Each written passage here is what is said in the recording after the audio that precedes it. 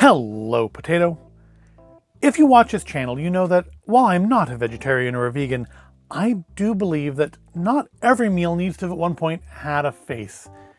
And while the weather outside is unsettled, today I'm feeling a bit chilly. unMEAT chili, to be exact. 100% plant-based protein, unMEAT, plant-based, chunky chili with beans.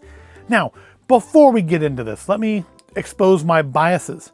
My go-to tinned chili is Denison's. I'm good with Hormel as well, but Denison's is my go-to. So keep that in mind. If you've had Denison's chili, you have some idea what my personal biases and preferences are, and that will undoubtedly affect my opinion of this item as far as the flavor goes. So I enjoy trying things that are plant-based. I do always get a little suspicious when it doesn't say vegetarian or vegan on the can or the box or whatever. It just says 100% plant-based protein, which makes me think there's maybe something in here that is not plant-based. But the ingredients seem pretty straightforward. We have a tomato sauce, we have kidney beans, soy protein, palm olein,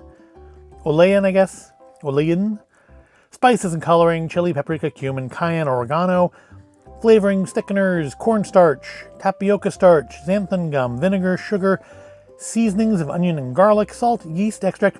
Okay, so yeast extract probably makes it not vegan because yeast is a living thing. I mean, to be fair, I don't. But is it? I mean, so are plants. I don't know all the rules of veganism. I think yeast is certainly okay for vegetarians, so caramel color. But is that part of? Or is the thing with yeast, with vegan bread rather, that it's not made with egg? No, bread's not made with egg. Oh, butter. Probably not made with butter. Let's say we've made bread here. We haven't put egg in our bread. Although yes, egg bread is a thing. See, I'm not sure why they aren't saying vegetarian or vegan exactly. It's a product of the Philippines. I legitimately hope this is pretty good, or at least palatable, because I saw they also had on the shelf in a different part of the aisle, they had an unMEAT luncheon meats, like unMEAT Spam, which if this isn't all palatable, we'll be going back and trying that. If this is awful, then we may still go back and try that and just give it another try. This is 440 calories per can. A can is one serving. Half of your daily sodium, 36 grams of protein. So that's a fairly hearty lunch, I think. It means a quarter of your daily calories as well. Half your sodium. So yeah, let's see if you can scan here for recipe ideas. I'm wondering if that's like supposed to be that like vegan cheese on the top there. I mean, I'm not gonna put anything on top. I'm gonna have it exactly as it comes out of the tin, just warmed up. There are no instructions on here for warming it up either. Like, I mean, I don't really need any. I know how to use a microwave or a saucepan if that's what I want to do. But I'm used to seeing like some, microwave in a covered microwave safe dish for 90 seconds or whatever. Let's open this up and check out our unMEAT chili. It's kind of a weird can. The can opener may not work for this, which is unfortunate. I prefer to use an actual can opener than use the pull tabs, because the pull tabs always leave a little lip around the edge, and then food gets caught on it. And then you have to like get in there, like really scrape to get it out. But no, it looks like we're okay. And yeah, that certainly looks like chili. Smell-wise, it smells kind of, well, I'm getting the smell off the can lid here.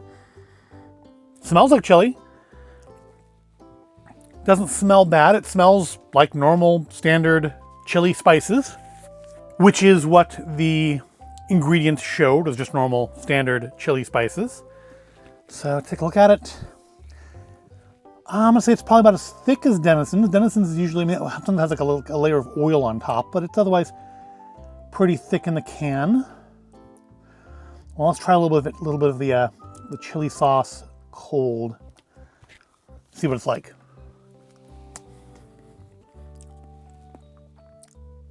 So the soy protein is very much just like spread out throughout in there. Flavor-wise, I'm gonna say it's a little weaker than Denison's. Maybe a tiny bit spicier, very tiny bit. but you have like these just like grains of the soy protein. Even that tiny little bit, they're like still like all stuck in my mouth. So, but I'm not instantly off put, that's to be sure. I'm not seeing any big chunks of tomato, which I'm not a fan of big chunks of tomato in my chili. I like there to be big chunks of meat, or I guess in this case, soy protein, some beans in there. I mean, I ideally want something I can dip chips into, which this may be a little thick for that. I mean, if I had some Frito scoops maybe, but it doesn't smell bad. The flavor, just having a little bit on the spoon there, uncooked, is not bad. I mean, that might intensify a bit as it's heated up. So I guess I should go ahead and do that. I mean, it certainly doesn't, it looks the part. If you didn't see if the label is torn off this and you just open this tin, someone told you it's chili, didn't tell you it is soy-based, I don't think by looking you would know. You might think the meat's a little pale, and maybe it is, but I don't think by looking you would know that this is vegetable or plant-based chili. But yeah, I'm gonna heat it up, and then we will try ourselves some unMEAT plant-based chunky chili with beans. Be right back. I am back now with our extremely hot bowl of unMEAT plant-based chunky chili with beans. And yeah, I think this looks the part.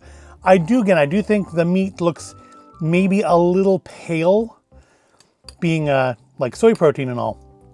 It does look a little pale. It's very thick. This is definitely thicker than Hormel. This is, what was the old Hormel thing? You could stand a fork in it. Well, yep, I'd say this passes that test. That was like a big thing in the 80s.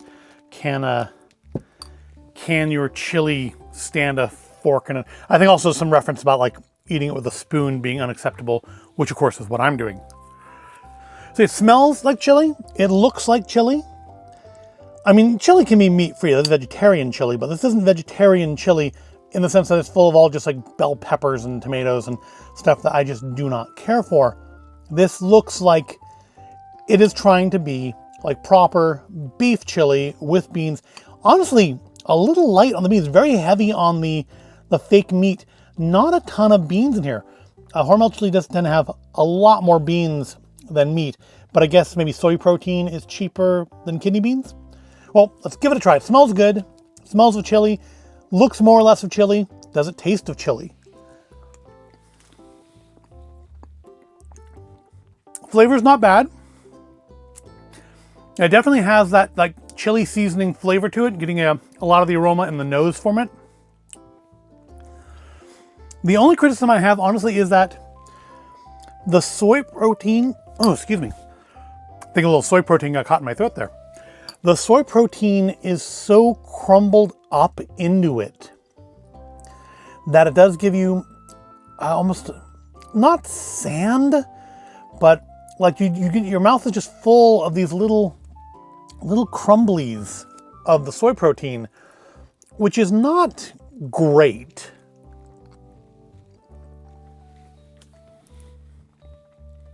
Just after a bite, I'm left with all these little bits of the soy protein just all over my mouth. I can feel them on my tongue and on the roof of my mouth and stuff as I'm talking. And indeed, a piece of it, I guess, got caught in my throat there and made me choke a little bit. That would be my two immediate complaints about this, or not complaints, criticisms. This is perfectly fine. My two biggest criticisms immediately are the soy protein should be in bigger chunks, just to feel a little bit more like big chunks of ground beef and less of, it kind of reminds me of when I tried shrimp heads. And you have these little bits of shell just all over the inside of your mouth after you ate one. And that's kind of the feeling this is giving me. And maybe that's part of the problem, is it's giving me flashbacks to that. Those tasted fine. They just, shrimp shells do not dissolve in your mouth. But yeah, that's not a thing I'm used to from chili, of having little bits of beef like stuck to the inside of my mouth. The others are just more beans. Could use more beans. Again, I've told you my bias is towards Denison's. That is my tinned chili of choice. And I think this is considerably more expensive than the Denison's was. Plus, I mean, Denison's you can buy at the Warehouse Club, and this you can only buy in individual cans. It's got a good shelf life to it though. It's good till 2027. And I've had it, I think I've had it for a couple months. I've had it since before Soup March. That's not bad. I'm going to check out more stuff from unMEAT. That luncheon meat is definitely on the menu at some point. Now let's normally when I eat chili, I don't just eat like a bowl of chili. It either goes like on a hot dog or have some chili and chips. So let's do that. Let's see how it works out for chili and chips, how it tastes on it. Normally I would normally put cheese on it too, but we'll just try some chili and chips with our plant-based. Now these chips rather are kind of on the border of being suitable for this because they are a little weak sometimes. I may have heard it cracking a little bit there, but it's fine. It's still holding together. Let's try it on a chip. That's not bad. That works. That works for chili and chips. So, if you have someone coming over who is not into, had a blowout. Someone coming over who's not into food with faces, but you want to do like chili and chips to watch some sport ball game or something, you can always give them a bowl of this and they can fit right in with everybody else. Yeah, I could get used to this. The more I eat of it, the more the kind of crumbliness of it is not bothering me. It's more of an issue I'm just not used to it. Is there anything else? Flavors are maybe a little bit stronger than Denison's. Definitely thicker than Denison's. More of a meatier feel to it because of all the extra soy protein in there than you get in, say, Denison's. And if they had this like at the Warehouse Club next to Denison's on the shelf for a competitive price, I might get some of this. I wouldn't necessarily get it just instead of Denison's, maybe, as well as just to switch back and forth occasionally. It's got a little bit of pepperiness to it on the tongue. I can feel like a little heat left over, but it's not spicy by any means. I would honestly I could do with more spice, but I mean, tin chili usually isn't terribly spicy anyways. This actually is surprisingly good. Normally, when you think of vegetarian chili, you think of big chunks of tomatoes and bell peppers, and I hate that stuff. Onions, and no thank you. This is ultimately, if I was going to get a meat-free chili, this is exactly, flavoring and the amount of bean stuff could be altered a little bit, but this is pretty much what I would hope for. This is near the upper reaches of my best expectations for this item. And that's, I normally feel like I'm fairly upbeat about anything we try on here, unless it's really, really bad. But that surprises even me. I feel like this not only exceeds expectations, it almost hits the ideal of what it could be, which is for a meat-free item, pretty darned amazing. Meat-free things, vegetarian food has come such a long way in my lifetime. We're a long way from black bean burgers to now. Now, could I tell, if you served me, could I tell it's not meat? I mean, the little meat chunks do look some of them look a little suspicious, like that's a little square right there. But have some meat on its own.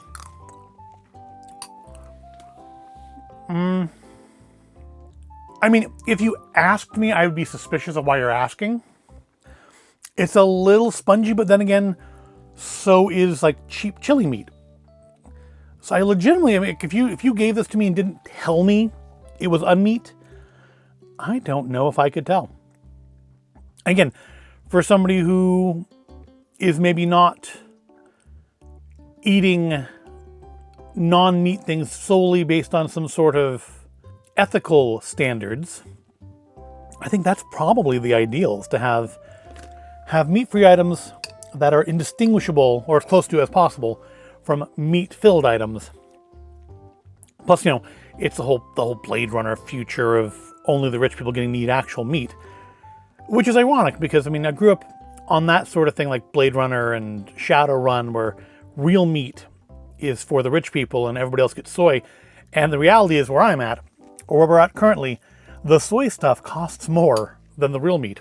And I think that's ultimately going to be the tipping point for people going more vegetarian diet, is just going to be when this stuff that tastes convincing feels convincing, and tastes good, tips and becomes less expensive than the stuff with the real dead cow in it.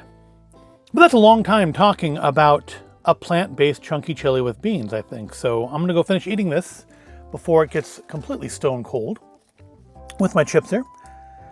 I don't know that I'll buy it again, mostly because it does cost more than stuff with real meat in it. But if price were not a factor, this would definitely go into the mix. I mean, it wouldn't replace the Denisons entirely, but I wouldn't mind having it, you know, sometimes.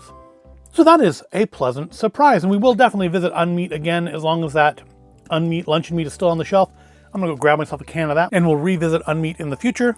But for now, I'm gonna finish my lunch here. I hope you found this all interesting or entertaining. If you did, give the video a like, subscribe to the channel. I do thank you for watching, and I'll see you in the next video.